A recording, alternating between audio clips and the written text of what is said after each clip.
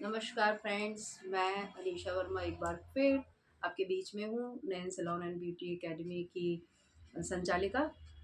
और 24 साल से इस काम को कर रही हूँ, तो मेरे पास मुझे लगता है कि बताने के लिए काफ़ी कुछ है। और उसी कड़ी में मैंने आपको बताया कि आप अपने पार्लर कोर्स को और एकेडमी को किस तरीके से विस्तार दे सकते हैं। और उसी विस्तार की कड़ी में मैंने आप लोगों को जो पिछले वीडियो में बताया था, पिछले वीडियो मेरे डिस्क्रिप्शन में आप देख लीजिएगा। तो मैंने बताया था कि किस तरीके से हम कोर्स को डिफ़ाइन करते हैं, कैसे 4 भागों में कोर्स बँटता है, फिर उसके बाद कैसे इसमें साइंस, टेक्नोलॉजी और आर्ट का आप यूज़ कर सकते हैं, कैसे ये एक यूनिक कोर्स है जिसमें ये तीनों चीज़ों का उपयोग एक साथ होता है। अब बारी ये आती है कि असल में ये कोर्स है क्या? तो जब आप एक एकेडमी रन कर रहे हो और आपके पास कोई फ्रेशर आता है, कोई बच्चा आता है एडमिशन लेने के लिए, तो फर्स्ट आप क्या करते हैं? जनरली मैंने देखा है, क्योंकि जब हम लोगों ने भी कोर्स किया है, तो होता क्या है कि दिमाग में एक खाका रहता है कि भाई कितने वाला कोर्स करना है, 5,000 वाला, 10,000 वाला। और कभी-कभी लोग हम क्लाइंट से भी ये सवाल कर देते हैं कितने वाला फेशियल करना है। ये सबसे गलत और नेगेटिव तरीका होता है काम करने का।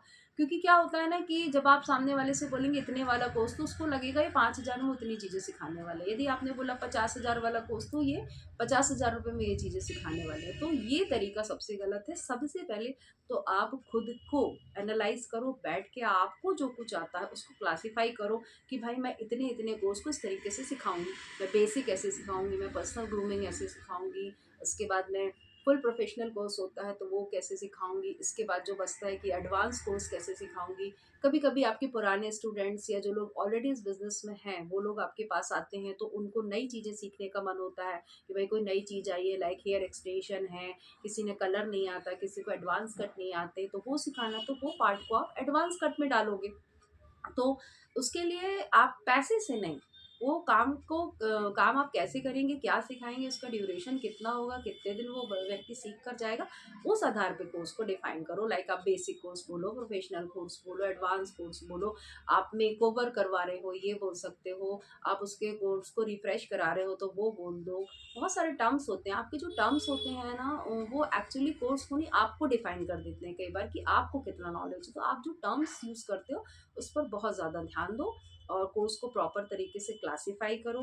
अब इसके बाद जो मुझे लगता है कि जो मैं करती भी हूँ, मैंने अपने काम में ऑलवेज़ इस चीज़ को इम्प्लीमेंट किया है कि वो होता है काउंसलिंग।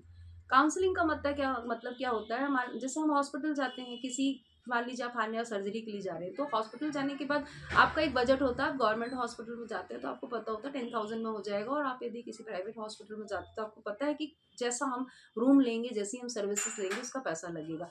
लेकिन जो बेसिक चीज़ होती है उस हार्निया को करने की, उसमें कोई चेंजेस नहीं आते हैं। तो जब आपके पास कोई व्यक्ति आता है, उसके यदि कम बजट है, उसका यदि मान लीजिए कि उसका बैकग्राउंड ऐसा है कि वो उन चीज़ों को 10,000 में चाह रहा है या 20,000 में चाह रहा है, तो आप उसको क्लियर करो कि अभी आप बेसिक कोर्स कर लीजिए।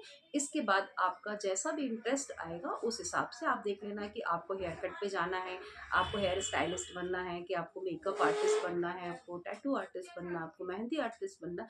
ये चीज़ें क्लियर करें, लेकिन कभी भी आपके दिमाग में पैसे के हिसाब से कोर्स यही नहीं होना चाहिए। ये बहुत इंपॉर्टेंट चीज़ होती है, और मुझे लगता है कि एक इंस्ट्रक्टर की या एक डायरेक्टर की मॉरल ड्यूटी होती है कि वो अपने काम को कभी पैसों से ना तौले। क्योंकि यदि आपने एक उसको 30 डेज़ का बेसिक कोर्स भी अच्छे से सिखा दिया और यदि वो सैटिस्फाइड हुआ, तो डेफ़िनेटली वो आगे सारे कोर्सेज़ आपसे करेगा। तो सबसे पहले ऑनेस्टली आप अपने कोर्स को डिफ़ाइन करें, उसके बाद उसको एक क्लैरिटी दें, और जो काउंसलिंग सेशन आपका होगा, वो कैसा होगा, ये मैं आपको नेक्स्ट वीडियो में बताऊँगी। और वो इतना इम्पोर्टेंट पार्ट है एक एकेडमी को रन करने के लिए, इवन पार्लर को रन करने के लिए, और मुझे लगता है किसी भी सर्विस सेक्टर में काउंसलिंग का बहुत बड़ा महत्व होता है। तो हम सर्विस सेक्टर से बिलॉन्ग करते हैं, और हमारी ये ड्यूटी होती है कि हम किस तरीके से काउंसलिंग करें लोगों की, क्योंकि कई बार ब्यूटिशियंस काउंसलिंग बहुत अच्छी करती है, क्योंकि हमारे टर्म्स लोगों के साथ होते हैं, हम बिहेवियर थेरेपी पे काम करते हैं।